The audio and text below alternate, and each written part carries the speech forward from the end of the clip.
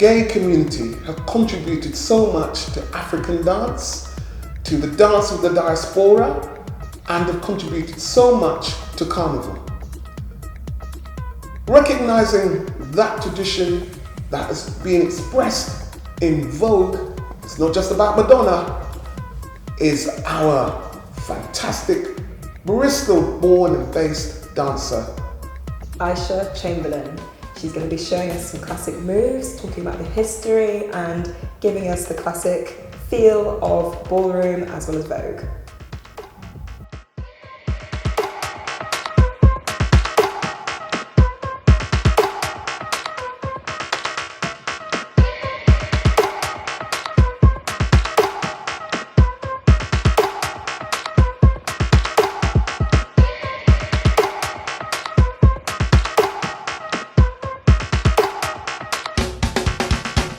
My name is Aysha Chamberlain.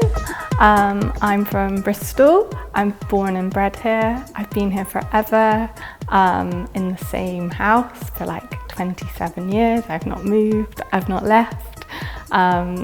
Maybe I will, I don't know. And yeah, I've been dancing since I was 12.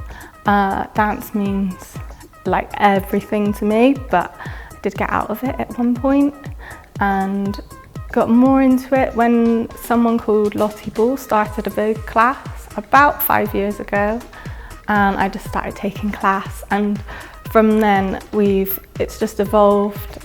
We've got in touch with people in London, and now myself with some other people are like pushing the scene forward here in Bristol, doing Vogue workshops, and yeah, really getting lots of people engaged in it here.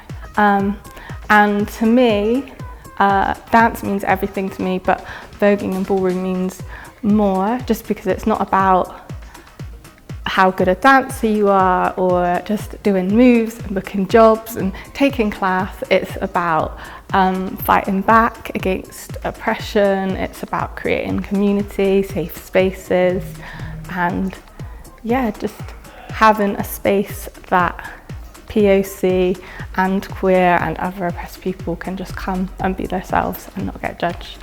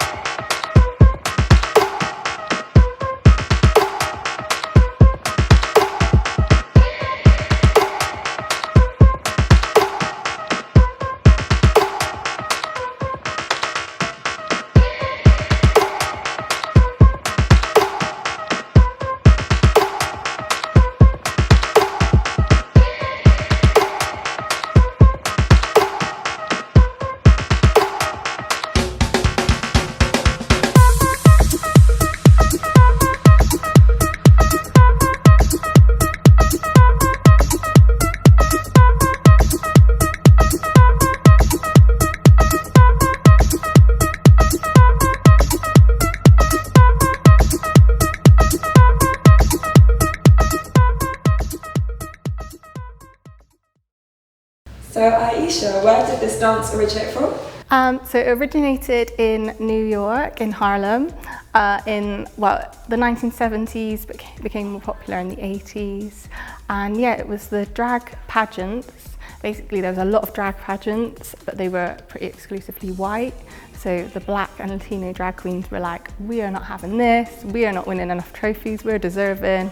So they started their own pageants, which then turned into balls and ballroom as we have it today, and then the dance style of voguing came out of that. So what's the difference between what it was then and what it is now in terms of dancing and moves, or is it quite similar? So it's quite similar in some ways. We have the original style of voguing, which started off as pop, dip and spin, and then turned into old way. So this style from back in the 80s when it first came out to now hasn't changed, because when you do old way, you're supposed to vogue how it's the old way. It's the old style of voguing. It doesn't change. You just replicate what the legends and the icons were doing back then. But then a bit later on, we had Vogue Femme, which came about in '93, I think. And that was when you had trans women didn't like old way, because old way comes from posing, like the models in the magazines. And it's inspired by martial arts and military, and it's very masculine.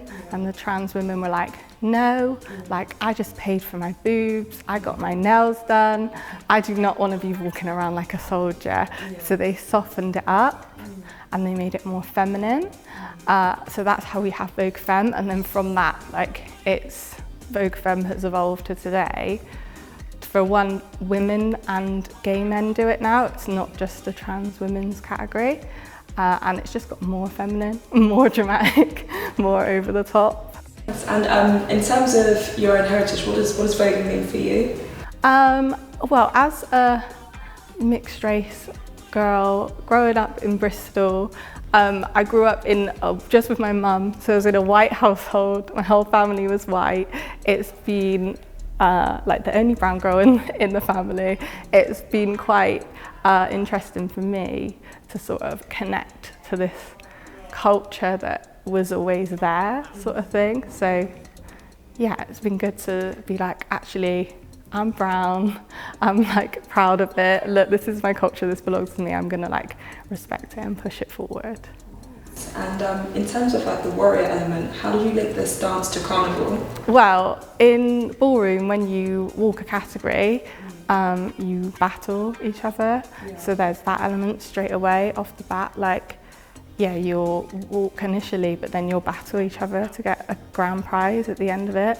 So you could say that there's like that connection. And then the whole thing would have still been influenced by Carnival and by those sort of moves as well, because it was what these people would have naturally been doing. And then it sort of evolved into the more structured style. What's your favourite move, or a move that you can teach this girl that cannot dance at all? Probably a good one to learn is the catwalk, because it looks just like walking, but there's a lot going on there. Yeah. Okay. So you start off with your hands. You'll put your right hand forward, and it's always like break at the wrist. You want to show off like all the rocks you've got, your nails. Yeah. So it's here, and the other hand is on your other shoulder. And then you step with the opposite leg with that in front. So your left leg will go forward, your right arm is forward. And then we don't just do this because this is like boyish. You want to push your hip out, because this is about being feminine. So about showing off, I have curves now. Right. So you pop the hip out. All right. Yeah. And then you change over, you step forward with your right and your arms switch over to here. Oh, I can't do that. And then they swap back to here, and then they change. Yeah, exactly that. And then they speed it up. Right. So yeah, you want to push your hips out, show off your false nails, like be proud, head up. You want your boobs to go to the sky, arch your back. You just want to accentuate everything that is feminine about you. Right. Ready? Okay, so if I've got my leg out this side, yeah, is it the opposite that's... Yeah, so if you... That way? Yeah, you that here, way. and then we'll swap over here, and then ta. Yeah, exactly. Nice! Wow, thank you so much.